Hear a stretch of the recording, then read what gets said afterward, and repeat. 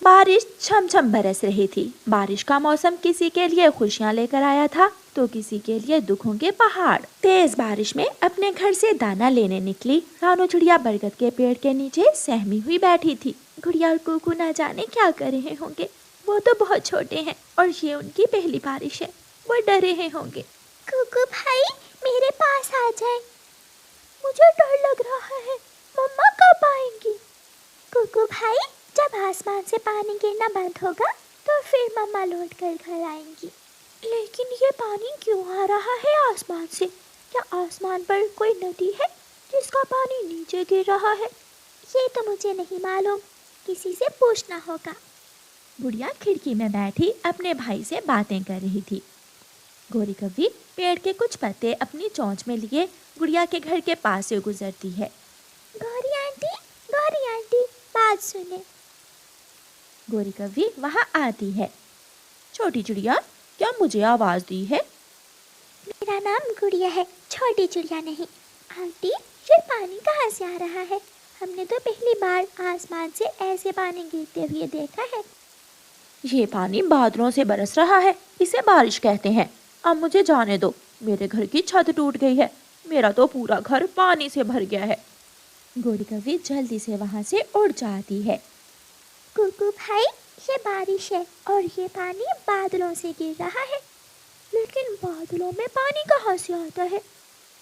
मालूम नहीं, ये भी किसी से पूछना पड़ेगा। गुड़िया फिर से खिड़की से बाहर देखने लगती है। गौरी घर की छत पर वो पत्ते रखती है, लेकिन छत में छेद बड़ा था। इन पत्तों से तो छत का पानी रुकने वाला नहीं है, कुछ और पत्ते लाकर रखने होंगे। गौरी कव्वी उड़ती है और घर के अंदर जाती है। गौरी कव्वी का पति कालू कौवा घर के एक कोने में घोंसले में लेटा हुआ खर्राटे ले रहा था। उसे बारिश की कोई परवाह न थी, वो तो घोड़े बेचकर सो रहा था। गौरी कव्वी तेज आवाज में चिल्लाती है, कालू उठो, जब घर की छत टूटकर तुम्हारे ऊपर गिरेगी तो फिर उठोगे तुम। क्या हुआ? ये छत अच्छी भली तो है। मैं पीपल के पत्ते लाई थी छत पर रखने के लिए, लेकिन छत पर छेद बहुत बड़ा है। जाओ कुल्हाड़ा लेकर जाओ और किसी पेड़ की डाल काट कर लाओ। पत्तों वाली डाल काट कर लाना। जब भी बारिश होती है सुकून से मुझे बारिश भी नहीं देखने देती हो।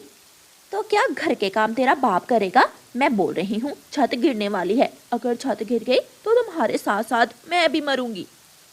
कालू कौवा अपना कुल्हाड़ा उठाता है और अपने घर से निकलता है। जाते जाते कालू कौवे का ध्यान चिड़िया के पेड़ पर जाता है। कौवा रुक जाता है। हाँ, इस पेड़ पर तो बहुत पत्ते हैं और लंबी लंबी शाखाएं, इनसे काम चल जाएगा। कालू कौवा चिड़िया के पेड़ की एक बड़ी डाल काटने लगता है। गुड़िया बहन, ये टक टक की आवाज कहाँ से आ रही है? सुनता मैं भी नहीं हूँ। शायद कोई लकड़ियाँ काट रहा है। ऐसे मौसम में कौन लकड़ियाँ काटेगा? गुड़िया खिड़की से बाहर निकलकर देखती है तो कालू कौवा उसी डाल को काट रहा था जिस पर उनका घर था। अंकल रुक जाएं, अगर ये डाल कट गई तो हमारा घर गिर जाएगा और टूट जाएगा हमारा घर। अगर मैं ये डाल ना काट कर ले गया तो मेरा घर गिर जाएगा। दोनों में से किसी एक के घर को तो गिरना ही है। कालू कौवा फिर से अपना कुल्हाड़ा चलाने लगता है। गुड़िया जल्दी से अपने घर के अंदर जाती है। कुकू भाई जल्दी करें, घर से बाहर आ जाए। वो कौवा हमारे पेड़ को काट रहा है। गुड़िया जल्दी से अपने भाई को घर से बाहर ले जाती है। डाल कट जाती है और नीचे गिरती है। साथ ही चिड़िया का घर एक तरफ को झुक जाता है। गंदा अंकल कौवा, आप किसी और पेड़ की डाल भी तो काट सकते थे। कालू कौवा वो डाल काट कर ले जाता है और अपने घर की छत पर ले जाकर रख देता है। हो गया काम। अब छत से पानी टपकना बंद हो गया होगा। कालू कौवा घर के अंदर जाता है। हाँ गौरी, अब कैसा है? पानी तो रुक गया है, अब ठीक है। अब मैं सोने लगा हूँ, मुझे जगाने की कोशिश मत करना। तुम्हें तो मालूम है ऐसे मौसम में मुझे नींद बहुत आती है। कालू कौवा फिर से अपने घोंसले में लेटकर सो जाता है। जालिम कौवा जरा नहीं सोचता कि वो छोटे छोटे बच्चों को बेघर कर आया है। कुकू भाई चले, हम मम्मा को ढूंढने जाते हैं। लेकिन कहाँ? ये तो किसी से पूछना पड़ेगा, मुझे ये तो मालूम नहीं है। गुड़िया कुकू को लेकर उड़ती है। दोनों बहन भाई उड़ते उड़ते कबूतर चाचा के घर के पास जाते हैं और वो दरवाजे पर दस्तक देते हैं। लूसी, बाहर देखना कौन है, शायद कोई प्रवासी पक्षी होगा, मैं देखती हूँ। कबूतर की पत्नी लूसी कबूतरी दरवाजा खोलती है। अरे बच्चों, आप यहाँ, सब ठीक तो है? आंटी, अंकल कौवे ने हमारा पेड़ काट दिया और हमारा घर गिर गया। मैं कुकू को लेकर मम्मा के पास जा रही हूँ। कहाँ है आपकी मम्मा? यही तो मैं आपसे पूछने आई हूँ। मेरी मम्मा दाना लेने कहाँ जाती है? गुड़िया बेटी, अपने भाई को लो और अंदर आ जाओ। लूसी कबूतरी गुड़िया और कुकू को घर के अंदर ले जाती है। उस कालू कौवे ने चिड़िया का पेड़ काट दिया है और इनका घर टूट गया है। आंटी, हमें हमारी मम्मा के पास छोड़ आए। कबूतर जी, आप जाएं और रानू चिड़िया को ढूंढ कर लाएं। तब तक मैं बच्चों का ख्याल रखती हूँ।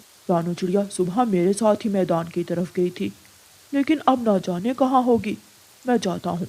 फिर कबूतर अपने घर से निकलता है। गुड़िया और कुकू लूसी आंटी के घोंसले में बैठ जाते हैं। कबूतर उड़ता हुआ घने जंगल में जाता है। रानो चिड़िया कहाँ हो? कबूतर को जाता हुआ देखकर तोता अपने घर से कबूतर को आवाज देता है। कबूतर यार, किसे ढूंढ रहे हो? मैं रानो चिड़िया को ढूंढ रहा हूँ। वो पुराने कुएं के पास होगी। जब बारिश शुरू हुई तो वो वहाँ बैठी थी और मैं जल्दी से अपने घर आ गया। कबूतर जल्दी से उड़ता है और पुराने कुएं के पास पहुँच जाता है। रानो, तुम यहाँ बैठी हुई हो? हाँ कबूतर भैया, मैं बारिश के रुकने का इंतजार कर रही हूँ। बच्चे भूखे हैं, बारिश रुकेगी तो दाना लेकर ही घर जाऊंगी। उधर कालू कौवे ने तुम्हारा पेड़ काट दिया है। ये सुनकर रानो चिड़िया की तो जान ही निकल जाती है। मेरे बच्चे ठीक हैं क्या? हाँ, चिंता ना करो, तुम्हारे बच्चे मेरे घर में सुरक्षित हैं। तुम भी चलो, मेरे घर में दाना है। आज का दाना तुम मुझसे ले लेना और जब बारिश रुकेगी तो हम और दाना ढूंढ कर ले आएंगे। रानो चिड़िया कबूतर के साथ चली जाती है। मम्मा चिड़िया अपने बच्चों को अपने गले से लगाती है। बच्चे अपनी माँ को देखकर बहुत खुश होते हैं। लूसी उनको दाना देती है। वो सब दाना खाते हैं। मुझे आपकी बहुत फिक्र हो रही थी, लेकिन अभी तक मुझे दाना ही नहीं मिला था। दाना मिलता तो मैं लौटकर घर आती। चिड़िया बहन, ऐसे मौसम में पड़ोसी ही तो एक दूसरे के काम आते हैं। आप पहले ही हमारे घर से दाना ले जाती। अब बारिश के रुकने के बाद तुम्हारे घर की मरम्मत का काम हम मिलकर करेंगे। कबूतर भैया, जहाँ उन कौवों जैसे पक्षी हैं, वहाँ आप जैसे अच्छे दोस्त भी। फिर मुझे क्या चिंता। दाल का वजन बहुत ज्यादा था। बारिश के पानी से वो दाल और भी ज्यादा वजनी हो जाती है और कौवे के घर की छत धड़म से नीचे गिरती है और कालू कौवे के साथ साथ बेचारी गोरी कौवी भी छत के नीचे दब जाती है। गोरी, मर गया, मैं मर गया, मेरी पूंछ टूट गई है। कमबख्त, तुमने तो रानो चिड़िया का पूरा पेड़ ही काट कर छत पर लाकर रख दिया था। अब तुम्हारे साथ साथ मैं भी मरूंगी। कौवे बारिश में भीग रहे थे और मदद की गुहार लगा रहे थे। दूसरी तरफ रानो चिड़िया अपने बच्चों के साथ कबूतर के घर में सुरक्षित बैठी हुई थी। वो पेड़ बहुत घना था। ठंड में भी उस पेड़ के पत्तों में हवा न लगती थी, मगर उस पेड़ पर किसी भी पक्षी का घोंसला नहीं था, क्योंकि उस पेड़ पर एक सांप रहता था। छोटी चिड़िया उड़ती हुई कौवी और कौवे के पास आती है। कौवे और कौवी, मैं इस जंगल में नई आई हूँ और मैं अपना घोंसला बनाने के लिए किसी सुरक्षित पेड़ की खोज में हूँ। खोज क्या करनी, वो सामने वाले पेड़ पर बना लो अपना घोंसला। घना भी है और पत्ते भी हैं। उस पेड़ पर तो ठंड में भी ठंड नहीं लगती। धन्यवाद, आपने मेरी मदद की। आप बहुत अच्छी हैं। चिड़िया वहाँ से चली जाती है। गोरी, गोरी, अब खाएगा वो बड़ा सांप छोटी चिड़िया को। उस चिड़िया को क्या मालूम कि मैं जरा भी अच्छी नहीं हूँ। फिर कौवा और कौवी दोनों हंसने लग जाते हैं। चिड़िया घास इकट्ठा करती है, छोटे छोटे तिनके लाती है और अपना घोंसला बनाने का काम शुरू करती है। पेड़ की खोखर में बैठा हुआ सांप भी चिड़िया को देख लेता है। ये तो अकेली है, ना अंडे ना बच्चे। अगर अंडे होते तो क्या ही बात थी। शाम तक चिड़िया भी अपना घोंसला बना लेती है। मैंने घोंसला तो बना लिया, मगर इस पेड़ में तो खोखर है। अगर इसमें कोई सांप हुआ तो वो मेरे अंडों को पी जाएगा। मुझे जाकर देखना होगा। चिड़िया उड़कर पेड़ के खोखर के पास जाती है और डर जाती है। सांप, सांप, यहाँ तो सच में सांप है। उन कौवों ने जरूर मेरे साथ शरारत की होगी। ना डरो चिड़िया, छोटी चिड़िया, ना डरो। मैं बुरा सांप नहीं हूँ, मैं अच्छा सांप हूँ। मैं आपको नहीं खाऊंगा। सांप जी, मैं अंडे देने वाली हूँ। अंडे देने के कुछ दिन बाद ही मैं यहाँ से चली जाऊंगी। आप यहाँ रहें, यहाँ आपको कोई खतरा नहीं है, ना मुझसे और मेरे होते हुए ना ही किसी और से। मैं रक्षा करूँगा आपकी, मैं सेवा करूँगा आपकी। मेरे लिए कोई काम हुआ तो जरूर बताना। आज पहली बार देखा है कि सांप अच्छे भी होते हैं। जैसे इंसान बुरे और अच्छे होते हैं, जैसे चिड़िया बुरी और अच्छी होती हैं, कौवे बुरे और अच्छे होते हैं, ऐसे ही सांप भी बुरे और अच्छे होते हैं। आज से मैं तुम्हारा दोस्त हूँ। फिर चिड़िया वहाँ से उड़कर अपने घोंसले में बैठ जाती है। तुझे मैं नहीं खाऊंगा छोटी चिड़िया, मैं तो तुम्हारे ताजे ताजे अंडे पीऊंगा। हो हो हो हो हो हो हो। दिन गुजरते गए। कभी चिड़िया अपने दोस्त सांप के लिए कोई फल लेकर आती तो कभी सांप भी अपनी झूठ मूठ की दोस्त के लिए दाना ले आता। कौवा और कौवी ये सब देखकर बहुत हैरान थे कि इतने दिन गुजर गए मगर अभी तक सांप ने चिड़िया को खाया क्यों नहीं है। एक दिन गोरी कौवी चिड़िया से कहती है, चिड़िया, वो सांप तुमसे क्या बातें करता है? वो तो बहुत खतरनाक है। कवि, वो सांप खतरनाक होगा तुम्हारे लिए या फिर दूसरे पक्षियों के लिए। मेरा तो वो दोस्त बन गया है। ये देखो, ये दाना मेरा दोस्त सांप ही लाया है मेरे लिए। अभी वो नदी पर पानी पीने गया है और मैं उसके घर का ख्याल रख रही हूँ। ये सुनकर गोरी कौवी तो हैरान हो जाती है। दोस्ती? एक पक्षी की सांप से कैसे दोस्ती हो सकती है? क्यों नहीं हो सकती? वो सांप तो बहुत अच्छा है। वो मेरा बहुत ख्याल रखता है। तुमने बहुत अच्छा किया जो मुझे इस पेड़ पर घोंसला बनाने का मशवरा दिया। धन्यवाद गोरी बहन। ये सब सुनकर गोरी कौवी वहाँ से चली जाती है। गोरी, क्या कहा चिड़िया ने? कालू जी, मैं तो हैरान हूँ और परेशान भी। उस चिड़िया की तो सांप से दोस्ती हो गई है। ऐसा कैसे हो सकता है भला? इससे तो अच्छा था कि हम ही उस सांप से दोस्ती कर लेते। सब डरते हमसे फिर। वो तो एक अच्छा सांप है। हम तो ऐसे ही डरते रहे उस सांप से। तो क्या है, हम भगा देंगे उस चिड़िया को वहाँ से और हम करेंगे दोस्ती उस सांप से। 3 दिन गुजर जाते हैं और चिड़िया 2 सुंदर सुंदर से अंडे देती है जो सफेद थे। सांप तो अंडे देखकर चिड़िया से भी ज्यादा खुश था। मेरा इंतजार खत्म हुआ। कई सालों के बाद ताजे ताजे अंडे पीऊंगा। मैं पहले पानी पी लूंगा और फिर बाद में अंडे पीऊंगा ताकि अंडों का स्वाद मेरे मुंह में कई दिन तक रहे। जालिम सांप ऐसे खुद से बातें करता है। मैं अपने अंडों को अकेला छोड़कर कैसे भोजन लेने जाऊं? तुम अकेली नहीं हो दोस्त, मैं बैठ जाता हूँ तुम्हारे अंडों के पास और तुम अपना भोजन ले आओ। हाँ सांप दोस्त, आप तो मेरे दोस्त हो। ऐसे सांप अंडों के पास आकर बैठ जाता है और छोटी चिड़िया अपने भोजन के लिए निकल जाती है। थोड़ी दूर जाकर चिड़िया के दिल में ख्याल आता है, वो सांप है और मैं चिड़िया, कहीं उसे भूख लगी तो वो मेरे अंडे ही न पी ले। चिड़िया का दिल डर रहा था। डरती हुई चिड़िया रास्ते से ही वापस आ जाती है। अब तक तो चिड़िया दूर निकल गई होगी। मेरी बरसों की इच्छा पूरी होने वाली है। मैं पहले नदी से पानी पी आऊं और फिर चिड़िया के आने से पहले पहले चिड़िया के 3 अंडे ही पी लूंगा। सांप नदी से पानी पीने चला जाता है। थोड़ी ही देर बाद चिड़िया भी वापस आ जाती है। सांप दोस्त तो यहाँ नहीं है। अगर उसे मेरे अंडों की चिंता होती तो वो कभी मेरे अंडे छोड़कर ना जाता।